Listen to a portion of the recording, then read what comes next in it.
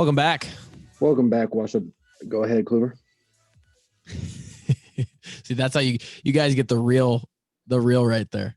Sometimes we start this thing up and we don't even talk about it. Drake pops on. I see his face and that mullet he's growing coming out of the sides of his Patagonia hat. Dude, you're so West Coast right now.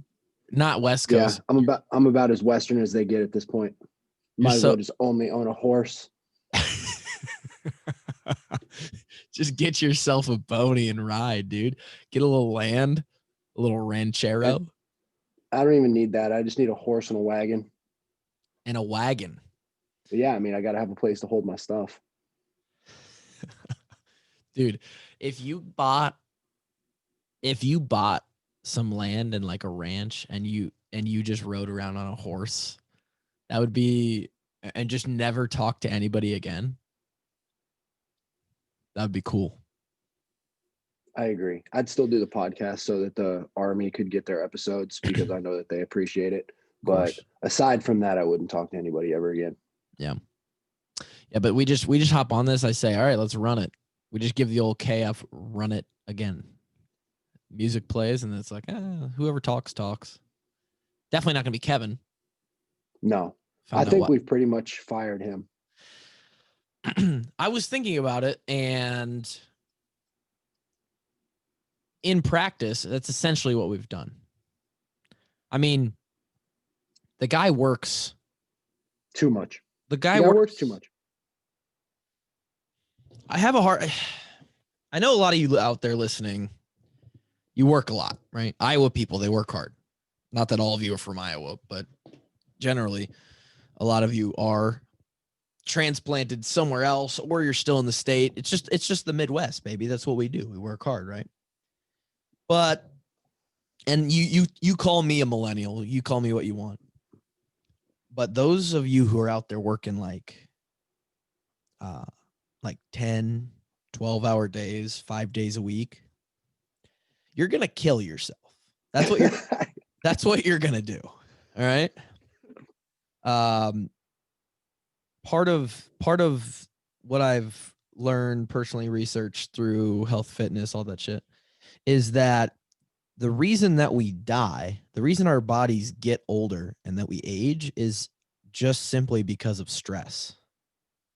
And those who limit the amount of stress that they put on their bodies day in, day out, week after week, month after month, 5 years, 10 years in a row, those who can limit the amount of stress, and I say that there's a good stress and bad stress, so it gets a little deeper than this, but those who can limit the bad stress, they live longer and they're healthier. And obviously, I don't have to tell you guys that. A lot of you probably sitting there like, oh yeah, I fucking get it, dude. I'm stressed and I feel like shit all the time. We'll change something. And then they continue to go back to KFC and Wendy's. KFC, I mean, it's a bad spiral, all aspects. It's a horrible, never-ending loop. Because when you're stressed, then you don't take the time to make other parts of your life healthy. It doesn't see the things that are worth it don't seem worth it. And the reason you're stressed is because you don't have any time, you got work. And so you go through all the unhealthy options to make that work. It just gets worse. Kevin, I know Kevin is, who knows? Maybe he's married and he's also working a lot. So when you have a wife that you just elope with out of nowhere and nobody even knew about it, and all of a sudden you've got somebody fighting for your attention, and you also got to give Stryker your nut for 50, 60 hours a week. I mean, dude, where's his time? First of all, those listening, Kevin is not married. Oh, he's not? Oh, was that fake news? Yeah, that's fake news. Oh, my fault, guys. He does have a female in his life, which is good. I'm all for that. I think that can be better than being alone. To each their own, but 50, 60. I got a client who just signed on. He listens to the podcast. Shout out to you, new client, who we're about to start working together this week. When he's on that new client promotion, he decided enough is enough. His biggest thing work-life balance and being able to fit in the time to eat healthy, fit in the time to get in 3 days a week, 30 to 40 minutes of exercise. It's all it takes.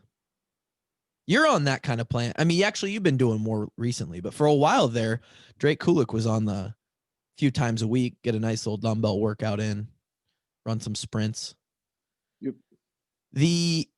If you work, I mean, maybe it's not me. It's just not me. Who wants to live their life? Who wants to live their life at work for more than 50% of the time they're awake? Like, if I could start getting paid for jiu-jitsu, like if I get good enough to where I can both compete and coach at the same time and somehow collect a paycheck for it, I could understand completely spending more than half your day at work. But okay, I understand that. But in most cases, if you're working 50 to 60 hours a week, it's probably like corporate. Like you're, could be a lot. There's also some like digital designers and shit that like really love their job and just get infatuated with their work, and they just can't peel themselves away from their screens. But I understand what you're saying. That's true. If Lauren and I weren't, if I was a single guy, I could probably work that much because I like doing what I'm doing. It does matter. Like if you love what you do, and it really doesn't feel like work every day. Like when I get up every day, it doesn't feel like work, kind of thing. Like writing workout programs and that stuff. That's just what I enjoy doing, and I like doing it. But if you are if you have legit work that you consider to be annoying and a nuisance, like you're going to kill yourself working that kind of schedule and stressing yourself out. And like Kevin's on that path, but I know he's the type of guy who will grind out like the next 10 years as a young person working and set himself up financially. And then he'll like golf and in position in the company. Yeah. And then I agree. Yeah. And then he'll golf 4 days a week like Trump and just collect paychecks. So good for Kevin, but he essentially has been excommunicated from this podcast. I foresee, and for those that like Kevin, but who works on early Monday morning or Sunday morning though? Well, that's what I'm saying. What's going on? Is because he does like 50 to 60 hours a week during the week, and then almost every Sunday he's working like 3 to 4 hours in the morning. Like, I get it. He's grinding. I mean, he's gonna probably make more money than me, but I'm also gonna have so much more time than him, which is more valuable to me. I feel like, I don't know. All that time is the only thing you can't get back. That's what I'm saying. You get your money back. Like every day I wake up, the more I realize like time is the only thing I care about. And then when I have a family, dude, I'm not going to want to work. Now, this is all, of course, past the bare minimum of you have to be able to provide for your family. But these days with the internet, man, dude, the internet, bro, there's so many ways to make money, man. I could just make an OnlyFans and never have to leave my house. You could post pictures of your mustache on OnlyFans. People want to have to see your little mushroom, and that's just probably not the case. Well, I was going to say you could post like mustache pictures on OnlyFans and make like a decent little clip. But like, I don't know. Just finding time to be with your loved ones. I think 2020 was a really good representation of, like, we got to spend a lot of time. Did this year make you care about a whole lot less? Did a whole lot of things completely irrelevant? A whole lot less in some parts of my life and a whole lot more in other parts. Sure. I think it redistributed where I truly am going to focus my energy. It's not like I ever really cared about what society thought in the first place. I've always kind of been a rule breaker and an outstander. What? No. But I certainly do not give one singular fornication what anybody thinks about me from now until the day I die, because no matter how I look or no matter what people think of me, they're still going to put me in a really hot fire and cook me to ashes cooking in a very short amount of time. So I'm absolutely done giving a fuck what society thinks, and I'm just going to do things my way. So I think what Lauren and I, maybe not, I mean, I think she would echo this. The thing that we didn't realize that we wanted to do more of was travel and like go see and experience things. I mean, it kind of goes along with what I just talked about with like having more time to go do what you want, being able to make money from the road. If we want to, like the sickest thing about what I do right now, and it's why it's going to be extremely hard. In the pandemic, I keep saying the pandemic. It happened right at the pandemic, but it really wasn't because of COVID. The best part about me being fired from my job at the in-person gym that I was working at was it made me realize how much I was getting schemed out of my time.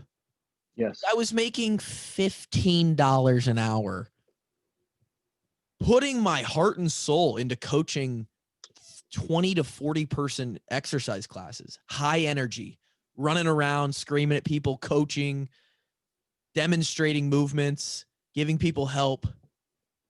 Like class ends, you stretch them. I got like 7 minutes to talk with the people as they like cleaned up and left. And then the new class is there and I'm doing it again. And I was making 15 an hour. 40-hour work weeks, 50 weeks a year. That's 30 grand. That's 30 grand, dude. What was I doing? And you were pouring all your time into it. All of it. I was working. You had no other option besides to either sit behind that desk or coach your class. And it was just every day. And I wasn't unhappy doing it. But what's crazy is I've now, the gym wasn't doing well. So they let me go. I was the newest guy. They let me go. And I realized after getting into the coaching people online and just doing things from home and making money a few other ways that I don't have to be on a schedule. Like I've handicapped myself now because I can never go work for the man again. I definitely could. I definitely could. And there's a couple of options where I absolutely would, but it'd have to be like, you know how Ike and Josie are both thinking about opening restaurants? Yeah.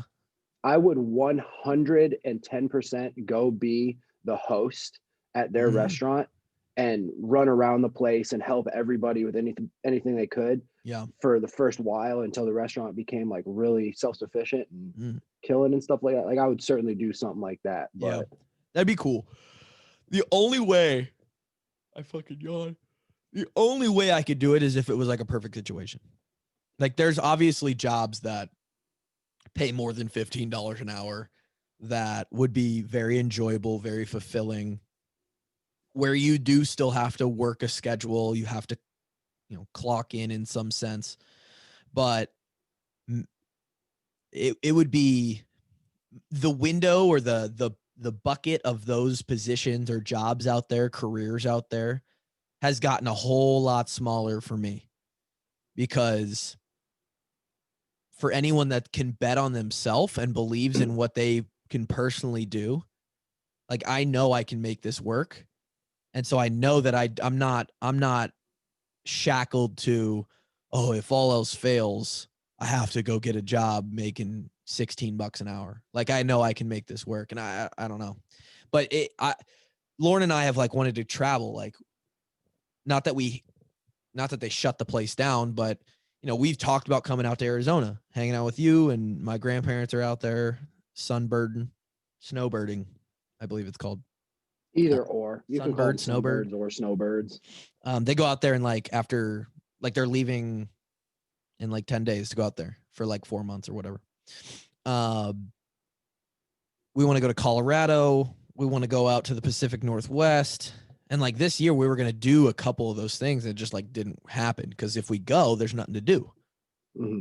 And the things that and just hanging out with friends around here as well. And the things I don't care about, I don't know. There's not so much that I realized I don't care about. I mean, as I get older, I think me and you kind of are both in the same boat as this. It's like, I only care about the happiness of me and the people around me. And that circle's small. Small, dude. I feel like this year was, I don't know how you feel about it. The last couple years, I feel like the thoughts that I have, like this is just this is what happens when you like grow up. I feel like the thoughts that I'm having are so mature, and like the things that I'm caring about or putting time and energy into planning ahead for, or like thinking about, like the other, for example, like last week I was sitting there thinking, I was like, you know what? I'm not a New Year's resolution person, but I think in 2021, I want to try and at least once a month reach out to somebody who's not a friend of mine, but somebody I know who is smarter than me, older than me, has more experience than me in some facet of life that I care about and I find important.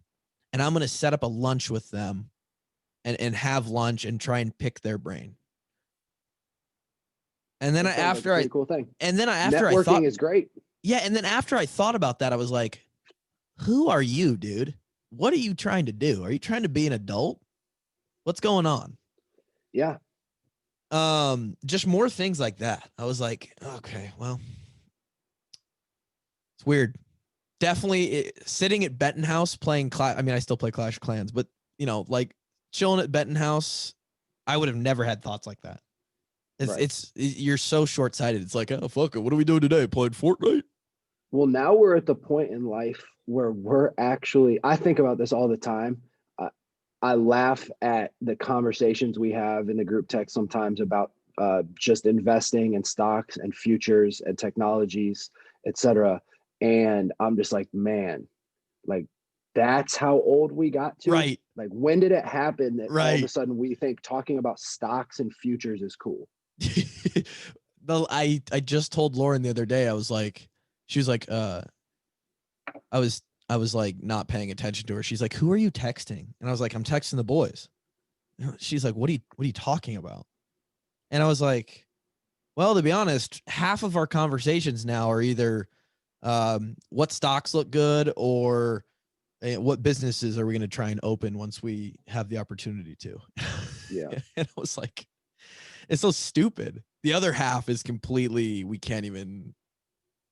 Definitely not suitable for this podcast. Can't talk about it at all. I'm not sure on any platform. Yeah, let's so that was interesting opening the podcast. It's really I feel funny. like we just have to tell people, hey, half hour we talked about life and unique perspectives. Yeah. And the second half we talked about sports.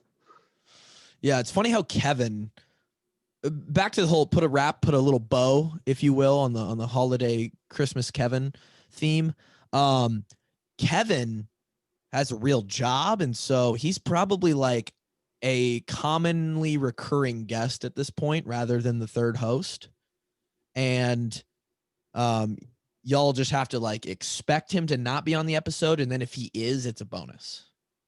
That's how you're gonna have to treat it. But there were some sports things that happened. First off, last week before these games happened, some really good news for the Hawks. We talked about Zach Van Valkenburg coming back. The best center in college football, Tyler Linderbaum, set to return for the Hawkeyes. That is huge. I'm not sure. I guess I didn't really sit down and think about it, but I think everyone kind of thought that there was a pretty good chance he was off to the NFL. I thought he was coming back 100%. I never you? thought there was ever an opportunity. The fact that this is now news is shocking to me. I don't know. Dude, he was I'm pretty sure he was first team All-American on. He was second. He was second on a bunch of teams. Yeah.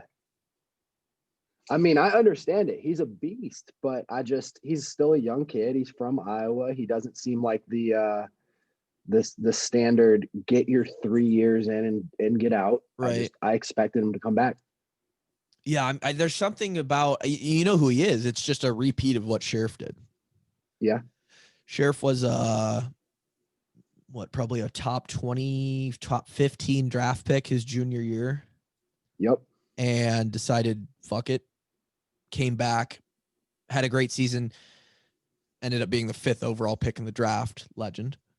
And now just a recurring Pro Bowler. Yeah, just a constant every year Pro Bowler. The reason Perennial. the reason it's different for linemen is because your draft stock is not so much predicated on other people.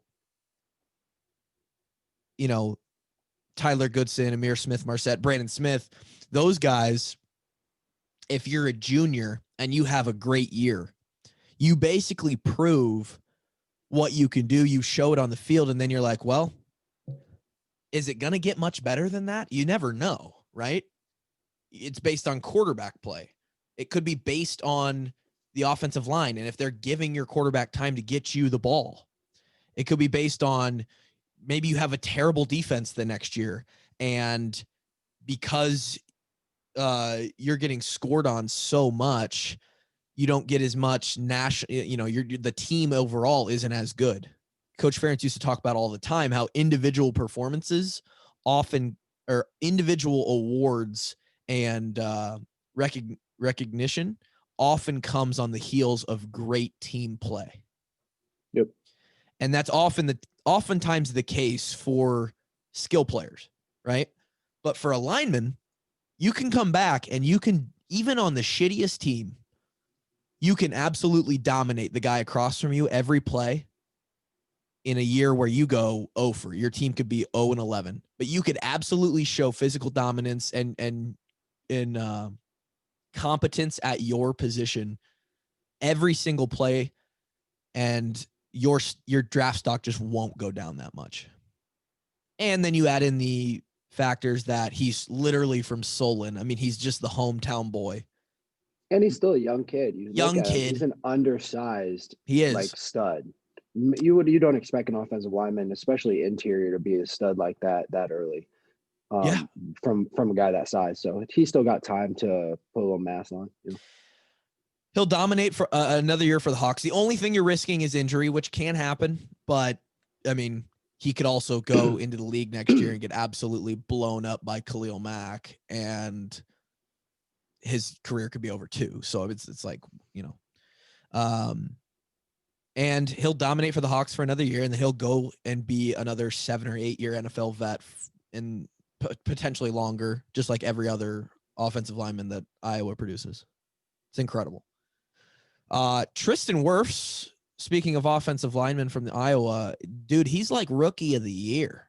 Yeah. If they give rookie of the year to an offensive lineman, it would probably be him. He's insane, dude. Yeah. He's playing out of this world. I follow, mostly it comes from the Iowa reporters who they go and follow the reporters from the other teams and cities. And I see quotes all the time from people who cover the Buccaneers who are like, Buccaneers with an absolute miracle play on Tristan Wirfs, like the best pick of the draft, like getting so much value. They're all just, they could not think about what a like a long tenured offensive tackle is worth to a team. Like a franchise offensive tackle. What is that worth to an organization? Dozens and that's of millions Tristan. of dollars. He's got so much money just waiting for. Oh my God, sick! It almost grosses me out. Dude, he's got so much money. He already has so much money. He was drafted, what, 13th? 13. I think he got like a 10 mil signing. Ish. And when he signs his first contract, his second contract, really, it's going to be worth, he's going to be, when Tristan Wirfs signs his next contract, he'll be one of the top 5 offensive linemen in the league. At least. That's my guess. He will be considered by everybody a no doubt top 5 offensive lineman in the entire league. And he has the natural ability to go and be that guy who, if all things fall into place, he sets like the next record for biggest offensive lineman contract ever. I think left tackles get paid more than right tackles. That's true. He is a right tackle. Yeah, he could definitely get the biggest right tackle contract ever. Right That wouldn't tackle, surprise me, 100%. especially because his youth and his like explosive ability. Those are two things that Yeah. nobody else can match. Because like if you're gonna go give Trent Williams or Jason Peters a top deal, like sure they've produced for a lot of years, but they're on the really back end of their careers. Maybe not Trent Williams so much, but Tristan in 3 years, he's still going to be 24, Uh-huh. 25 maybe, 24. and they're going to be giving a 24-year-old kid only a 4-year contract. They're putting him right into his prime. So like his third, when he signs his third contract, that will be his prime contract. It's so insane because men aren't physically fully developed until about 26 years old, and mentally, like Mentally it might be 30. a male develops fully at like 26, 27, I think, for both mental and physical. And that will be Tristan will be 8 years into the league, dude. I mean, God, good for him. Let's talk a little college football. All right. Yep. Three games in particular. The semifinals and then Iowa State yesterday. We'll start with the semifinals. Alabama handled Notre Dame. It's just every single time Notre Dame gets into a big spot, they get the shit beat out of them. And like we can't really say much because we got put into a couple of pretty big games and got the shit beat out of us too. But for goodness gracious, man, it's every single time they show up to the game, you know that the other team's covering the spread no matter what it is. Mm-hmm. This game reminded me a lot of this is the worst comparison ever, but for those who are big time into the CIML conference in Iowa high school football, baby, this reminds me of a sophomore game circa 2010, circa 2009, that I got pulled up to play for the sophomore team in Marshalltown. We were playing on a Thursday night versus Valley. Back when Valley Valley's still damn good. They had a chance to make the Dome this year. They had to forfeit. We played the Valley sophomores and they beat us 60-7, but the Marshalltown Bobcats were up 7-0 at one point because they handed the ball off to yours truly 13 out of 14 plays. And we gave everything we fucking had on a 7-minute drive down the field in the early first quarter. You took up 7 minutes in a high school game and still gave up 60?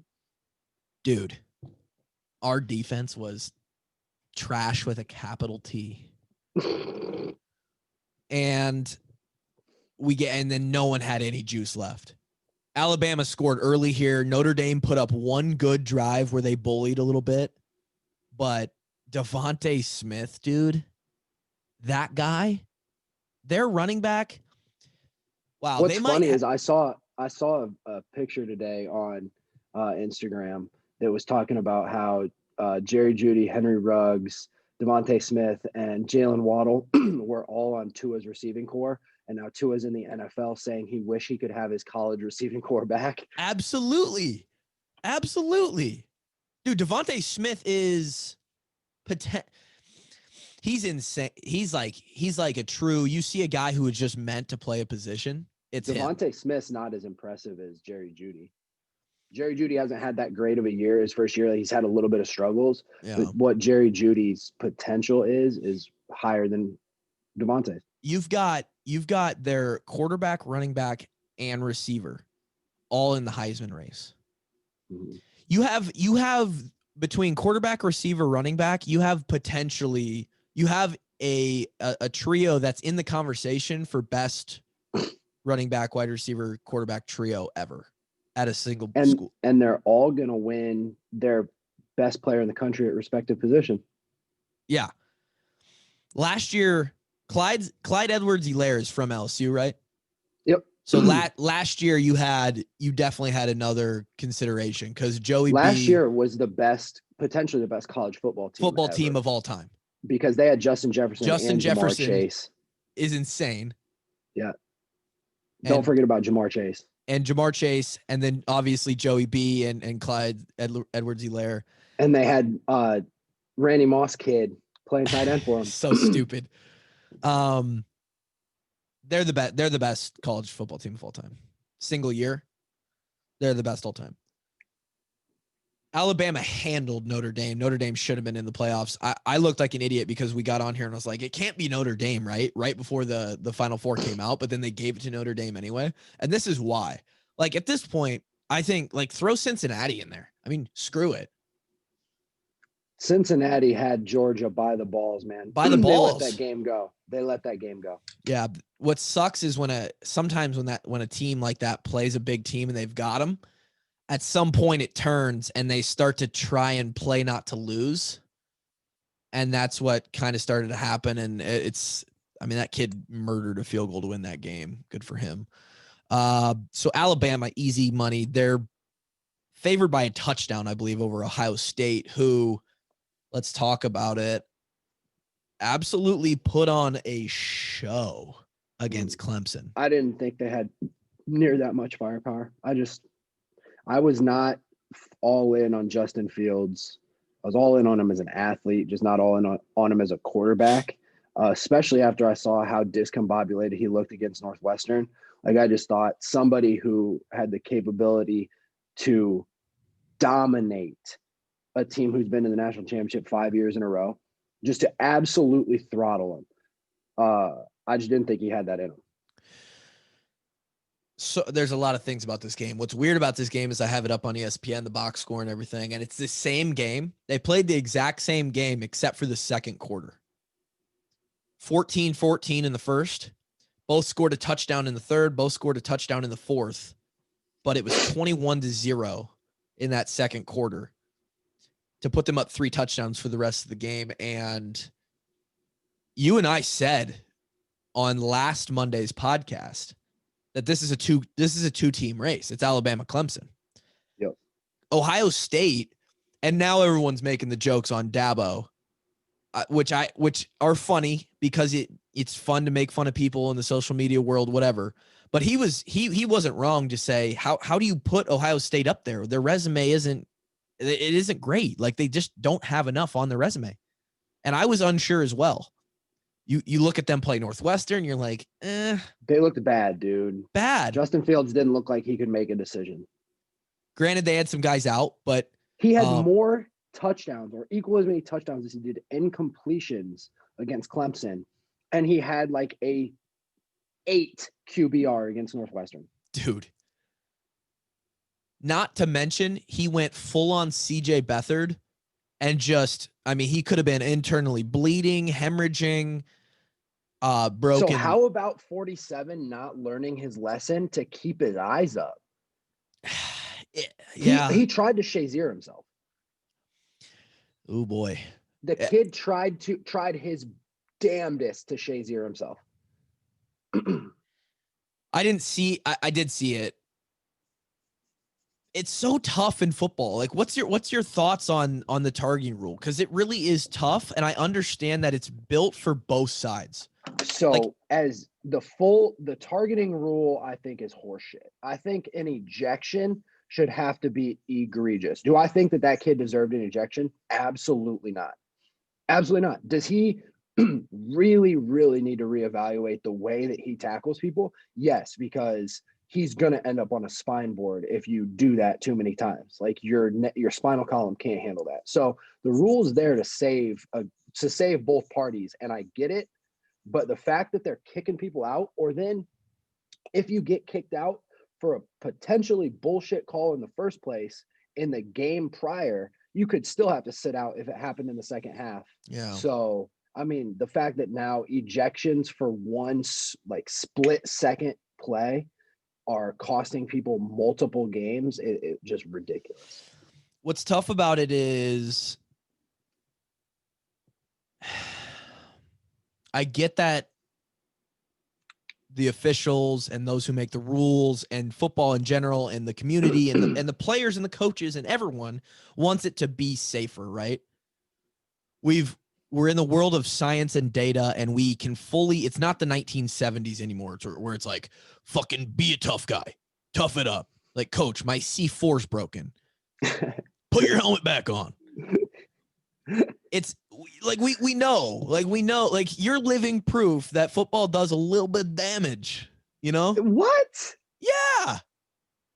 Dude, you're a psycho.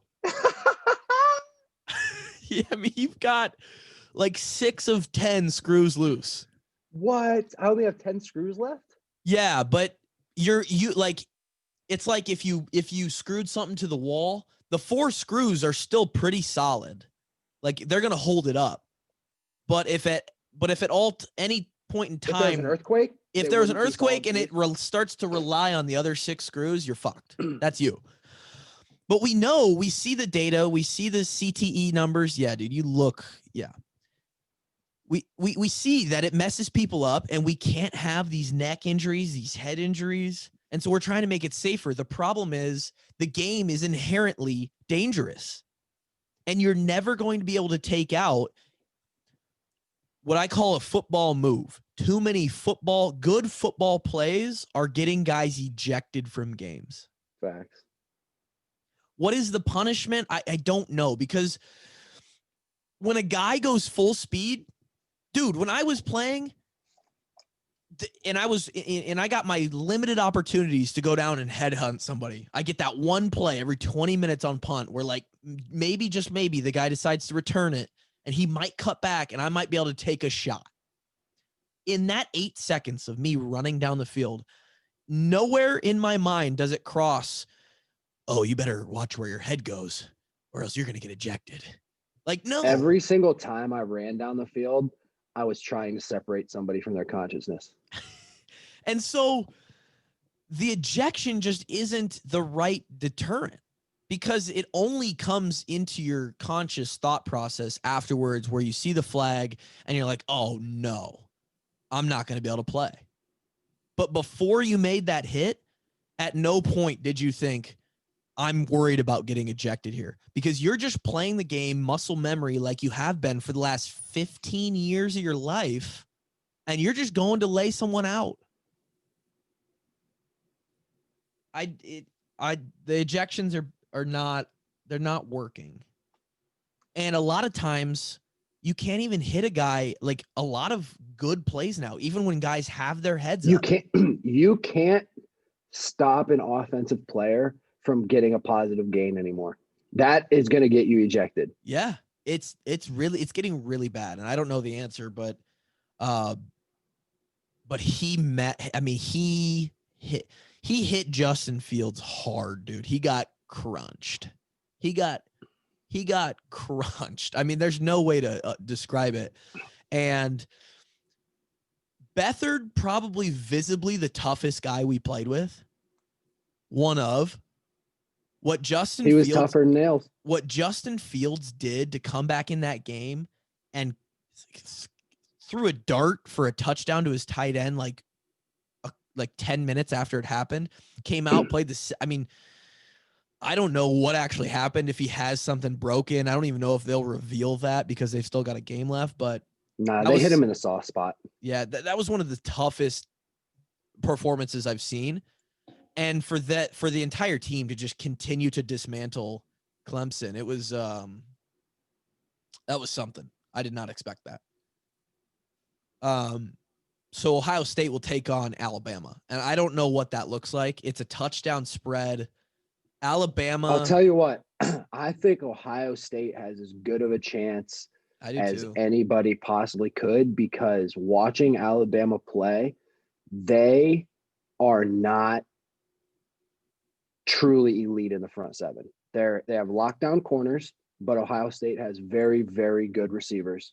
Mm-hmm. And they're not that strong. They're strong, but they're not that strong in the front seven. And Ohio State has a lethal zone read game and short passing game off of that. Ohio State has a real chance, but they have to stop Alabama from scoring 60. You got to stop their offense somehow. Olave is an incredible receiver. Mm-hmm. Master Teague, I think his name is. That was their starting running back. And Sermon. Trey Sermon's better than Master Teague. Those two are just as good as Alabama players. Mm-hmm. And Fields has clearly proven that he is a dude. Yeah. If they play like they did against Clemson, they've got all the shot in the world. It's just the fact that they've, on film, multiple times proven that they can be given some trouble. And Alabama hasn't one time this year, at least offensively. Like, no one has stopped them. They're too elite. And we know what happened. History repeats itself. We know what happens when a great offense can't be stopped. Even if you can score a shitload on their defense, it doesn't matter. Because look at LSU last year. If the other team scores 100, it doesn't matter if you score 90. You lose. And that's this kind of thing. So it's going to be about Ohio State's defense stopping Alabama's offense. And I don't know if that can happen. It will be a good game to watch, though. Yep. Finally, the Iowa State Cyclones, man. Best team in history, baby. Best team in history. That's the best Iowa State team in history? That's the best Iowa State team in history. They're Shout not out to them, man. They're not going to deny that. Because there's really no other. I don't even know how many times they've won 8 or 9 games in program history. Like a couple times. I'm not going to do the research on it because I don't care, but that's the best team in history. They have some dudes on that team. They're tight ends. Purdy, more often than not, plays great. Their running back's a stud. Running back is an absolute stud. They have like they have 2 tight ends at least who are really good. One of them coming back next year. And they have a couple really good experienced defenders. Rose, their linebacker, and Eisworth was a good DB for them. Best team in history, 9-3 Fiesta Bowl champions. But they don't have the Cy-Hawk trophy, brother. No trophy. They don't have the trophy. And they still haven't for like 1,500 days in a row now. Yeah, and to the end of time, you will never get an Iowa State Cyclone to admit that Iowa would have beat them this year. And maybe they wouldn't have. But guess who has less losses and more trophies in their building? Yeah, I mean, it's gonna be this little asterisk for all time of our best season ever Fiesta Bowl win. Oh, nice. How bad did they beat Iowa that year? Oh, they didn't play. They didn't play. It's a weird little asterisk that I'm glad that we don't have to deal with. Because I'll be honest, that would upset me. If I was an Iowa fan, I mean, I am an Iowa fan. If we had our best year all year and we went like 11-1 or 11-0, but we didn't play Iowa State and Iowa State went like 10-1 or 11-0, there would be that little asterisk of like, well, we didn't get to play the Clones and beat Iowa State that year and get that trophy. Yep. And what's great too is like Iowa State going through this great year that like they have to come back and earn the trophy next year. Like it's been 6 years or whatever. It's incredible. Yeah, it will have been like 7 years at that point. It's amazing. Yeah, 7 seasons since they won one. So good for them. Anybody that likes Iowa and Iowa State or cheers for Iowa State that listens to this podcast, which has to be a very small amount of people, congrats on that. Matt Campbell's a great coach. He seems to me like the guy that stays around. I don't think he's staying, dude. You don't think so? Because, like, what attachment does Matt Campbell really have to Ames, Iowa? You know what I'm saying? Yeah. So, like, his dream, his all-time dream for his whole life and his whole career and the culmination of his whole life's work is probably to be a head coach in the NFL. And when you take a dog water, hot shit, tired poop team like Iowa State and turn them into the Fiesta Bowl champs, like that's a hell of a resume. And he's got a compounding good resume at this point. And I think somebody in the NFL is going to pay him a bunch of money and he's going to take it. I think you're right. That or a better college program. Because I don't know if he'll leave for a better college program. There's not any open right now. There's no better program to go bring. So here's the issue is he's got Iowa State at its all-time program peak. Yep. He just had the best year. And maybe you can go back and find a better year, but it's inarguably the top 2 or 3 seasons in Iowa State history. And he probably has some recruiting leverage at this point. They've got a good quarterback. They've got a first-team All-American running back, and because he got voted first-team All-American. And so, like, they've got pieces that they're building that bigger recruits can be like, it might not be that terrible to go there. Right. But if you've taken a program to its peak, he's not a dumbass. What are the odds that Iowa State, Ames, Iowa can sustain this type of success long term, even over a 5-year span? Right? What are the odds that Iowa State for the next 5 years in a row can win 8 games? Just do what Iowa's done. Just win 8 games in a row for 5 years. Probably not great. And he knows that. You've got programs like Texas. They just fired Tom Herman yesterday. And evidently Alabama's offensive coordinator, Sarkisian, is going to come over and be the head coach. Texas is and we've already seen how well Sarkisian works out as a head coach. We saw what he did at USC. Yeah. But you look at a program like that, and Texas, they've been at the tippity top. They've won it all. They've got tradition. That's the kind of program where it's not like Iowa State, where if I stick around at Iowa State, what can I really do? Am I really going to make Iowa State a national title contender on a yearly basis? No, you're not. Iowa's not even you're not even the best team in your state, and the best team in the state, Iowa, is not a yearly national title contender and probably won't ever be. It's just there's some logistical, geographical things that make that not a real expectation. But Texas, Vince Young, I mean, they've got some tradition there where you go to a program like that, or you go to a program like Michigan, if Harbaugh leaves, or you go to somewhere in the SEC or Florida, a place that's been at the top, there's this, oh, we've been there before, we can get back there. And so if he's looking for that, he can go find it somewhere else in college, or you're right, he can go to the NFL. It's the tippity top for all coaches. You get to coach in the league, and he's going to have a lot of calls and a lot of interest for places in the league. When there's guys like Adam Gase who get recurring, dude, you should be coaching in the NFL Jets over Adam Gase. You know what I'm saying? Like, I could at least get along with all my players much better. Jesus. I could at least have my players wanting to show up on Sundays, unlike Adam Gase's stupid robotic ass. He's a weirdo, dude. And so, like, the fact there's people like that in the league who just clearly aren't cutting it, they're going to be looking for new, fresher faces that can get along with players and understand the new age of players, and et cetera, et cetera. So I think he's got a good chance. Yeah. The idea of the coach the idea of KF, it's very romantic, but it just doesn't happen anymore because that's the way that society's built. We want results like this. I want something new. How about people talking about Tua being a bust and the Dolphins drafting another quarterback? Unbelievable. Like, they've hardly given the kid a fair shot. He's coming off a horrific injury. He didn't start the season.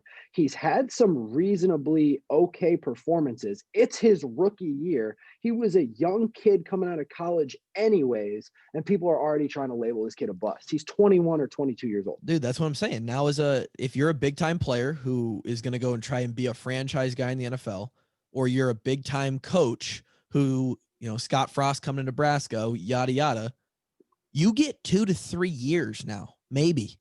You got to do something in those years, or else, and Matt Campbell has done that at Iowa State. But what more can he do? I don't know. Maybe he's fine with turning. It just seems like maybe there's more. He's a young guy. Iowa State is not going to be a top 10 team year in, year out. Maybe this year and next year, maybe. It's not going to happen, though. It's so tough. It's so tough to be Alabama and Nick Saban. People don't understand it. It's so tough to be Clemson. And, coaches are always looking for something a little bit different. I don't know. It'll be really interesting. Who knows? Wash Up Walkons 170. What about Iowa basketball, dude? Oh, we didn't even talk about it. They had a barn burner.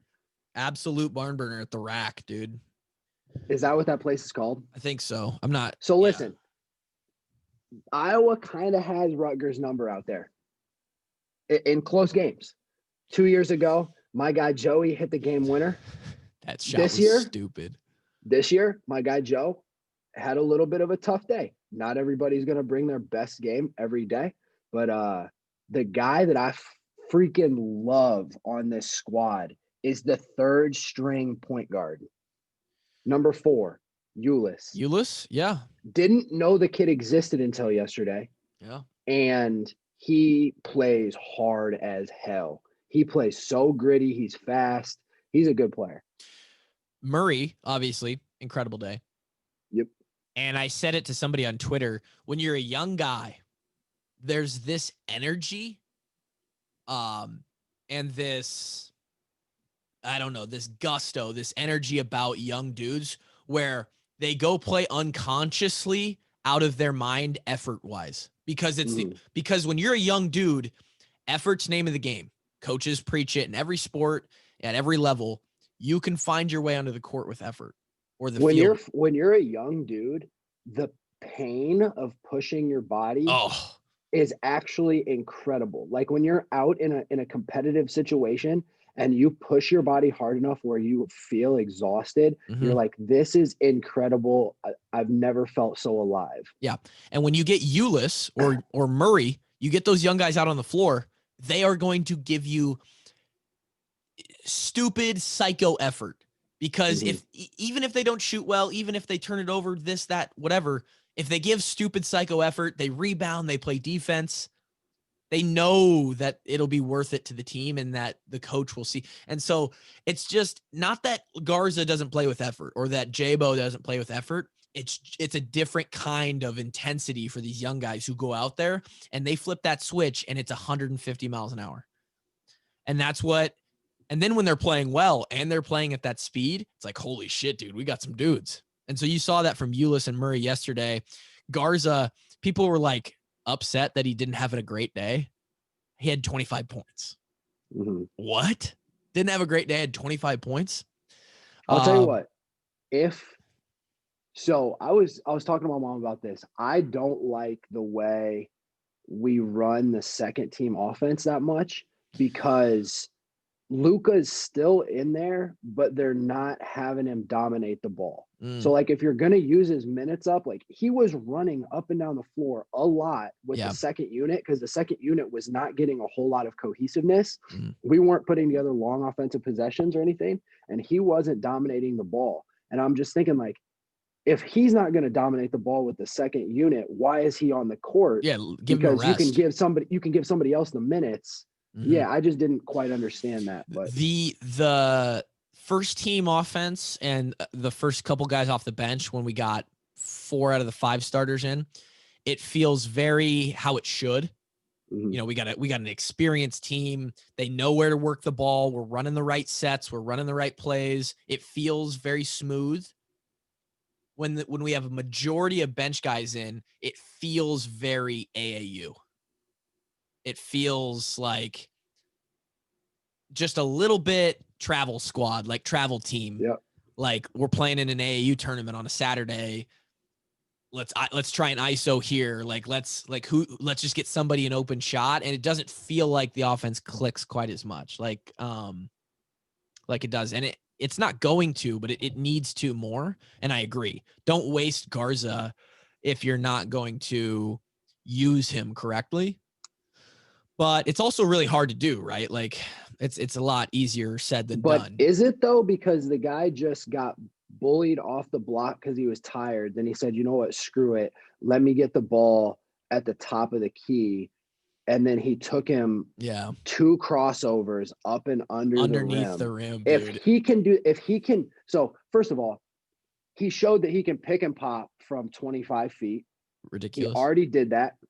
And then he can take that same pass and take it off the dribble all the way to the opposite side of the rim. Yeah, so like, is it really that hard for him to dominate the ball?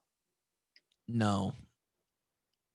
No, and another interesting thing that happened yesterday was McCaffrey went out with an ankle, and a lot of people were talking about how it was very evident that with him out of the game, he's clearly the best person to feed Luka.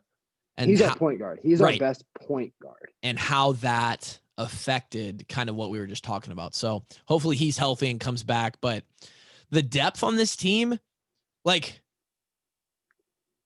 10 deep. It's very comforting knowing like when we bring a guy off the bench, it's not like we're giving up a lot. Like they still bring this weird kind of almost very unique to the individual thing that like, oh, now we got this guy on the floor. This opens up a little bit of a different option of how we attack this, but we don't lose a lot of firepower. It's really awesome. And I actually think that our 6 through 10 oftentimes defend better than our first 5. One, because they have to, they're going in, they're fighting for more playing time. They're giving that effort. Our first 5, like all the time, like aren't great at defense. Like I watched. So I was about to say, I completely agree with you, because I would say that we have at least 2 very lackluster defenders, but maybe 3 lackluster defenders in our starting lineup. It's not for lack of effort. Occasionally it is. Like, sorry, we're just not quite as athletic. We can't go one-on-one defensively. It's just not there. Listen, Steph Curry has gotten mutilated for his defense at times. And it's not because Steph Curry is a non-effort guy. Like he's not playing defense like James Harden, but Curry still gets beat up for his defense quite frequently. And it's like, when you're Bohannon and you're coming off a hip injury and you're already an undersized, under-talented shooter to start, like you're just not going to be the best defender. When you're CJ Frederick and you're a 47 or whatever % three-point shooter like he is, he just maybe not going to be the best defender. So it comes with the territory. But you bring in Toussaint, you bring in Keegan Murray. Those guys work their ass off. They're good at defense. So, and this Hawkeye team has not, for the past, maybe not all the past games, but more recently than not, they haven't been playing real clean ball, but they're still finding a way to get it done. It's like, I think at some point they should, especially late in the season, they should just really get some more clean ball going. Yeah. It is, because we had like 20 turnovers yesterday. Yeah. Like, who turns the ball over 20 times and wins? Nobody. Like, but we did. I know it's so nice to fall back on. Well, we didn't play good here, but we still won. You know, it's nice. It is refreshing to not have to put them in the loss columns when you don't play good, though. Right. Iowa basketball is notorious for putting them in the loss column. Yeah. So playing kind of shitty and coming out with a W against a top 15 team feels pretty good. It feels amazing. Rutgers is a good ass team, and their big dude is athletic as hell. They got a guy who they have a few dudes, number 24, number 0, number 15. They're insane. Studs. They're insane. Yeah. That Rutgers, I believe the stat was Rutgers had won like 24 out of the last 25 home Big Ten games or something like that. They're good. I mean, they're good as hell. Dude. They're probably they're a Sweet 16 team, dude. Like that's probably. What they did to us on the offensive glass was really frustrating. Yeah, dude. Like that's one part of our game we have to clean up bad, is if we just continue to give teams second chance after second chance, it's going to be harder to beat them later in the season. 100%. Just got a text from our guy, Connor Kane. He was out in Colorado. There was a Polecat Road out there. No kidding. He sent me a picture. I told him, dude, we got to have you on the podcast. Absolutely. Brother. Somebody, if you guys are entrepreneurial, business minded and savvy, you're really going to enjoy the conversation if we have one with Connor, because the guy took what the guy really maximized what Iowa football tried to get us to maximize in networking and building your own personal brand and just he's system. An ultimate entrepreneur. He took advantage of the schooling that he got, and now he's making incredible money. living a life that he wants to live, and living the life where he has time to do what he wants and he makes money on the road and he's not stuck in an office. He's got a picture on his Instagram of him skydiving over Abu Dhabi. It's incredible, dude. His story and his life over the past just 7 years since we've met him. I cannot wait to talk to him. And Iowa football. Also, we're working on Kenny Man. So we've got a couple of really cool post-football stories coming for the podcast. You know, the other one I want to have on that I just recently followed like last week is Gare. He's doing real estate. Oh, real estate. And killing it with his wife or maybe fiance. I'm not sure if they're married or not. And he was, dude, Gare hit hard as hell, dude. Half of my stories on this podcast involve Anthony Gare. I know. I can't wait to talk to him about, I hope he wants to come on the podcast because I would love to talk to him about business because he's an entrepreneur too. He created a product and call it like there's his puzzle cards. Yep. There's so many cool guys that we're gonna reach out to bring on. I'm so excited for this off season and fuck Kevin because he's never here. That's it. 177 of the Wash Up Walkons. We'll be back talking at you again. Thanks for joining us. Peace.